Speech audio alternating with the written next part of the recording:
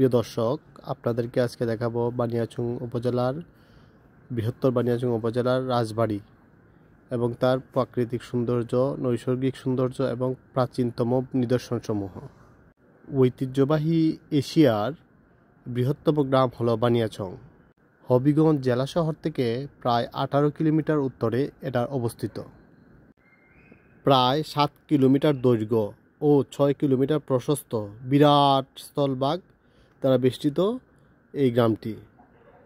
বানিয়াচং রাজ্যটি গোবিন্দ সিংহ প্রতিষ্ঠা করেছিলেন। গোবিন্দ সিংহ পরে ধর্মান্তরিত হয়ে ইসলাম ধর্ম গ্রহণ করেন। তার ইসলাম ধর্ম নিয়ে রয়েছে এক উল্লেখযোগ্য কাহিনী। জানা যায়, জগন্নাথপুরকে বানিয়াচংয়ের সঙ্গে একত্রিত করতে চাইলে গোবিন্দ সিংহের জগন্নাথপুরের রাজা বিজয় সিংহের বিবাদ সৃষ্টি হয়। এক পর্যায়ে বিজয় সিংহের সঙ্গে গোবিন্দ সিংহের তুমুল যুদ্ধ হয়। যুদ্ধে বিজয় সিংহ পরাজিত হয়ে দিল্লির সম্রাট আওরঙ্গজেবের কাছে বিচার প্রার্থী হন। গোবিন্দ সিংহকে ধরে নেওয়ার জন্য দূত প্রেরণ করা হলে তিনি দূতকে হত্যা করেন। পরে গোবিন্দ সিংহ নিজের সাম্রাজ্যকে সুরক্ষিত করার জন্য তার লাউর রাজ্যের রাজধানী বানিয়াচংয়ের চারদিকে নদীসম খাল খনন করেন, যা এটা গড়েয়ার হাল নামে পরিচিত। ইসলাম ধর্মে নবদীক্ষিত গোবিন্দ সিংহ হবিব খাঁ নাম ধারণ করেন।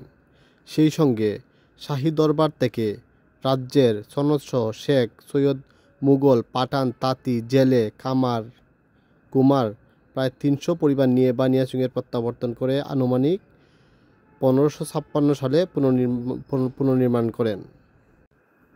বর্তমানে রাজবাড়িটি দেখভালের দায়িত্বে আছেন দেওয়ান আহমদ রাজা। জুলকারনাইন রাজবাড়ির বংশধর হলেও স্থায়ীভাবে বসবাস করেন সিলেট শহরে। তবে বর্তমানে তিনি রাজবাড়ির দেখভাল করছেন। প্রায় সময় তিনি এখানে এসে রাজবাড়ির কার্যক্রম সচল রাখছেন। স্থানীয়দের কাছে তিনি রাজবংশীয় প্রিয় ব্যক্তিত্ব হয়ে আছেন।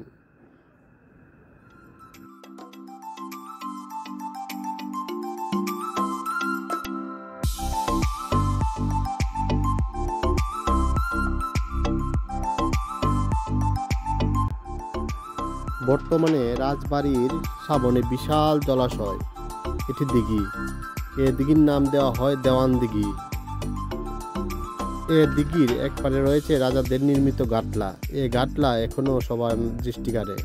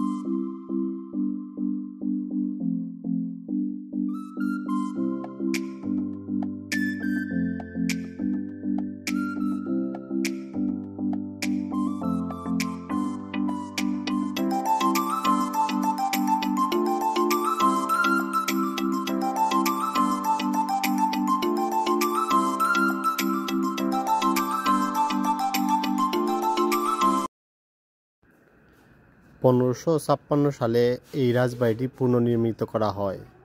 হয়তো তারও আগে এই ভবনটি দাঁড়িয়ে আছে স্মৃতিচিহ্ন হিসেবে। রাজা নেই, রাজ্য নেই, রাজার প্রজা নেই, রাজার সেনাপতি নেই, কিন্তু রয়ে গেছে তার স্মৃতি। এই স্মৃতিগুলাই দেখে পুরাতন দিনের সেই রাজকীয় রাজ্য পরিচালনার যে দৃশ্য তা চোখের সামনে ভেসে ওঠে।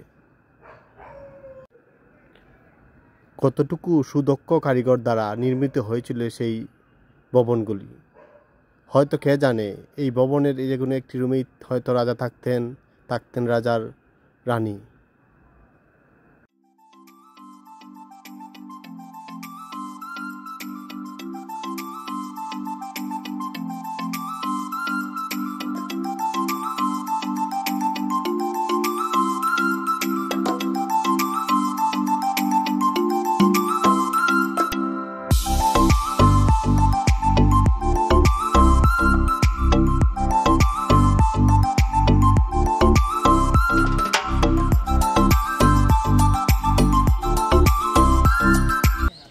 রাজবাড়িতে ঢোকার পরই আপনাদের দেখতে পারবেন এই দৃষ্টিনন্দিত বাংলো, যে বাংলোতে আহমদ রাজা উনি সিলেট থেকে এসে তার দাপ্তরিক কাজ পরিচালনা করেন এবং ঠিক পেছনের দিকে তাদের মূল বসত ঘর।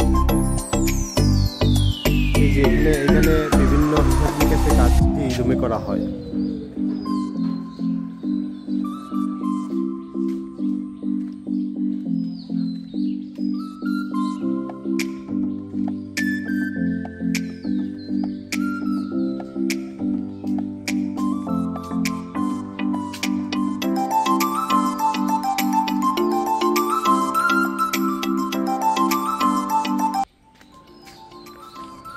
রাজা নেই, কিন্তু রয়ে গেছে রাজার ব্যবহৃত সেই জিনিসগুলি। এই ঘরের মধ্যেই রাজার ব্যবহৃত রয়েছে তলোয়ার, রয়েছে ঢাল, রয়েছে ব্যবহৃত পানির ফিল্টার। এখনো অক্ষত অবস্থায় এগুলা বিদ্যমান।